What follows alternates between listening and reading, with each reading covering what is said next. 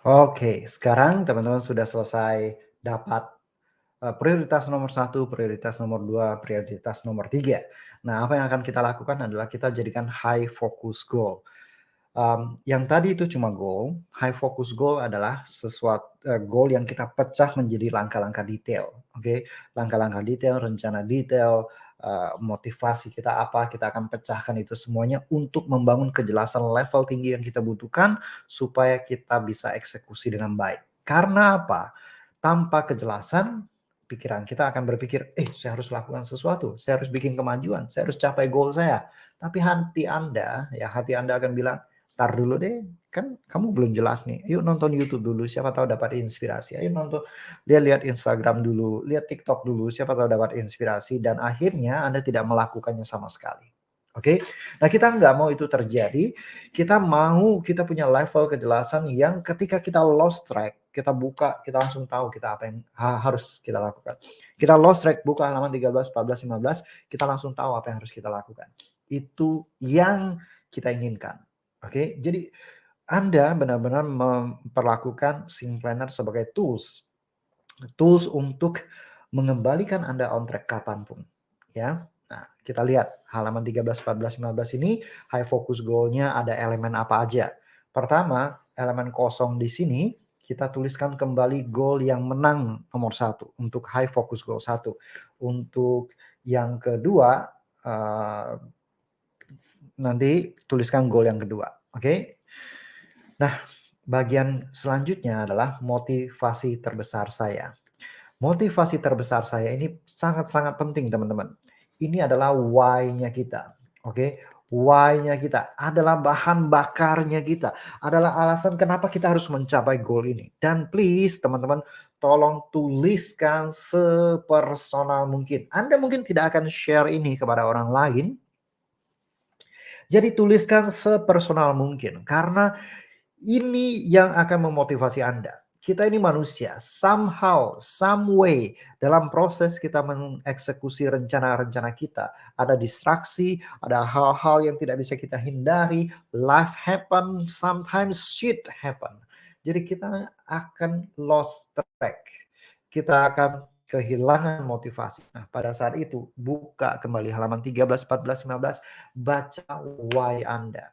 Karena ada salah satu kutipan, "If you don't motivate, remember why you started." Ya, ingat kenapa Anda mulai ini. So, inilah motivasi terbesar Anda. Baca kembali why-nya Anda, maka Anda akan lebih mudah untuk on track. Jangan jangan miss satu hal ini, karena ini adalah sesuatu yang sangat penting.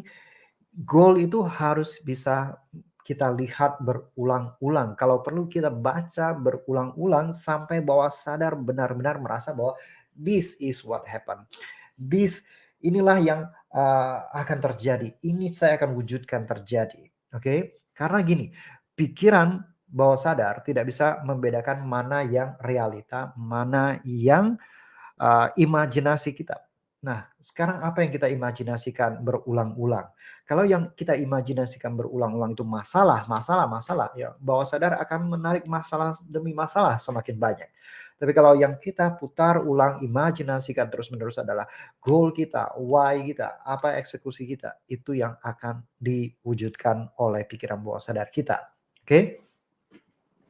Jadi kenapa orang-orang sukses, mereka ketika sukses mereka mengatakan, "Ini bukan hal baru buat saya." Kenapa? Karena mereka sudah mengulang-ulang dalam pikirannya berkali-kali sampai bawah sadar kita familiar dengan apa yang akan terjadi. Nah, kalau bawah sadar kita masih merasa asing dengan goal ini, ya, merasa asing dengan goal ini, maka bawah sadar nggak bisa bantu kita untuk mencapainya. Salah satu hal kenapa kita harus menuliskan goal adalah kita bisa baca lagi, baca lagi, baca lagi sampai bawah sadar itu familiar banget and make it happen. Oke? Dia akan cari cara untuk mewujudkannya. Jadi teman-teman, ini jangan dianggap remeh. Tuliskan. Ambil waktu 1 jam untuk menuliskan 3 high focus goal Anda. Benar-benar renungkan, tuliskan. Semakin Anda menuliskannya, misalkan ini Sync Planner bukan Sync Planner pertama Anda lagi, Anda akan semakin membutuhkan waktu yang lebih sedikit. Oke?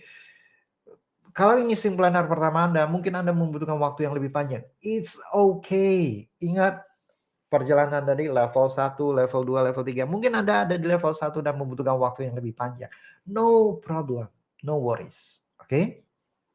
Yang penting adalah baca lagi, dan baca lagi. Karena dalam proses kita mencapai goal, bukan hasil akhirnya yang penting, teman-teman.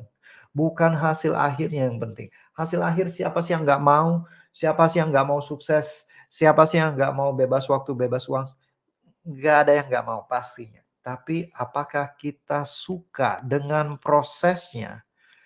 Oke, apakah kita suka dengan prosesnya? Proses. Kalau kita tidak suka dengan prosesnya, kita nggak akan menjalaninya.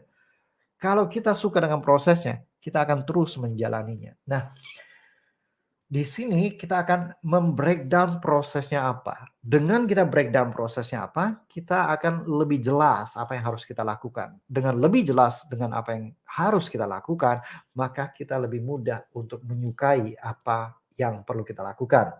Nah, dari goal ini, ya, goal yang Anda tuliskan itu, Anda pecah menjadi 3. Milestone 1, 2, 3. Contohnya, pilih 10 produk yang akan dipasarkan sebagai pintu awal, menyiapkan sistem penjualan online, menguji campaign iklan yang pas untuk menjual di sosial media dan marketplace.